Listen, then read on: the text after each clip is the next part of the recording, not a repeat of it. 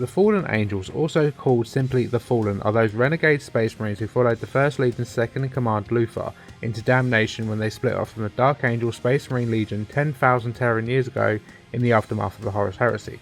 The final battle between the Dark Angels Primarch Lionel Johnson and the Arch-Betrayer Luthor resulted in the destruction of the Dark Angels' homeworld of Caliban, when it was engulfed by a warp storm of titanic proportions. Those fallen Dark Angels who had served under Luthor were sucked from the broken surface of their homeworld into the warp and cast throughout space and time. The Grand Masters of the Legion Nascent Inner Circle swore that so long as even one of the Fallen remained alive and unrepentant, the Dark Angels would be unforgiven, cursed by their brothers to atone for all eternity. So began the sacred mission that would prove the driving force behind the Dark Angels' actions for millennia to come. The Fallen are the secret enemy of the Unforgiven, the present-day Dark Angels and the successor chapters who relentlessly pursue their ancient foes in a desperate search for forgiveness for their ancient betrayal of the Emperor. Come build, collect and play. Check out your local Warhammer store for more.